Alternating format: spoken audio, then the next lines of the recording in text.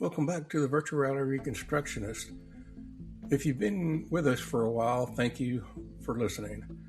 If it's your first time, welcome. You picked a great episode to start with. So this episode marks the beginning of the year 3 of the podcast. And I wanted to take a moment to slow things down, look back at what we've shown you and accomplished, and more importantly, give a clear picture of where we're headed in 2026. Before we get started, I wanted to recognize our sponsor, SI360.net. SI360 delivers practical, field-ready forensic imaging solutions, including DSLR-based 360-degree capture systems, immersive virtual walkthroughs, and training specifically designed for law enforcement and forensic professionals.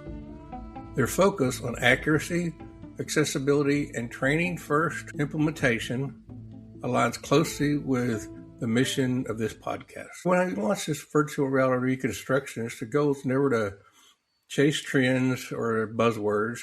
The podcast was created to fill a very real gap. For years, I've watched agencies, investigators, and even experts struggle with rapidly advancing technology. Not because the technology didn't work, but because it wasn't explained, trained, or implemented with a purpose.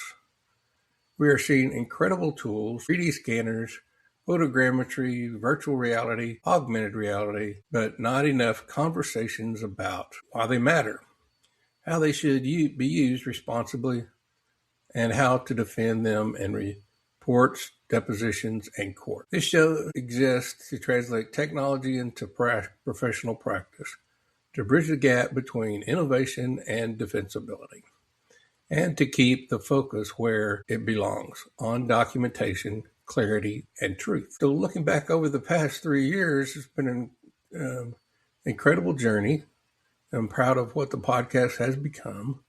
And we started the foundational conversations, what 3D scanning is and why calibration matters, and how virtual environments change the way we document scenes.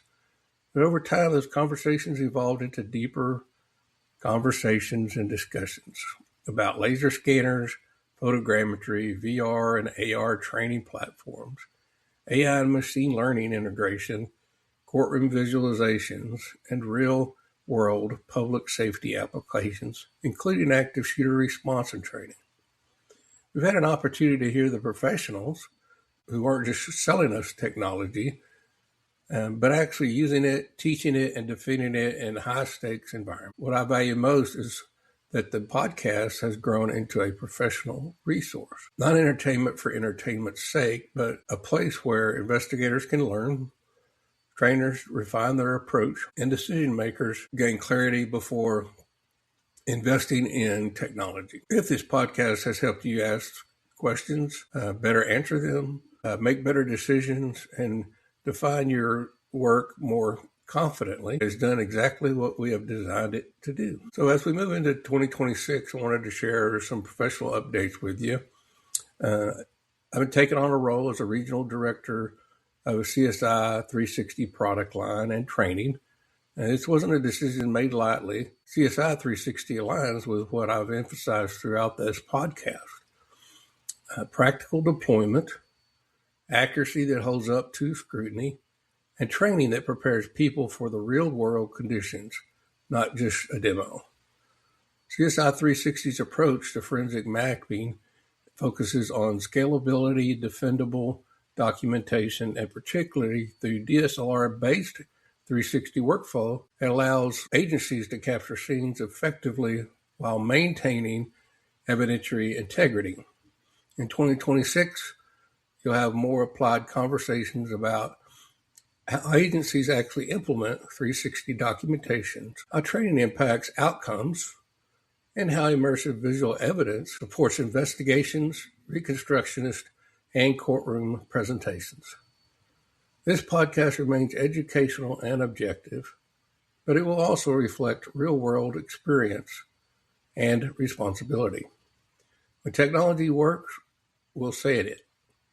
When it doesn't, we'll talk about why. So looking ahead in 2026, it's about application over theory. You can expect episodes that dive deeper into hybrid documentation workflows, training, validation and evaluation, technology adaptation at agency levels, and the legal and ethical considerations that often get overlooked. There will continue to be a balance between solo episodes like this one and guest-driven conversations. Some episodes will be technical, others will be strategic. All of them will stay grounded in professional accountability. The core principle doesn't change. Technology is only valuable if it improves clarity, accuracy, and trust. As we begin year 3 of the Virtual Reality Reconstructionist, I want to thank you for being a part of the community. If you haven't already, make sure you have subscribed to the episode with colleagues who care about what this work is doing and why we're doing it the right way.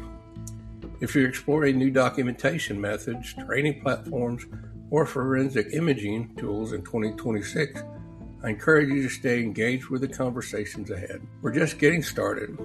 Until next time, remember, technology should serve the truth, training should prepare you for reality, and documentation should always stand on its own. This is Dr. Roger Ryan Ryder, and you've been listening to the Virtual Reality Reconstructionist. Stay safe, stay curious, and I'll see you in the next episode.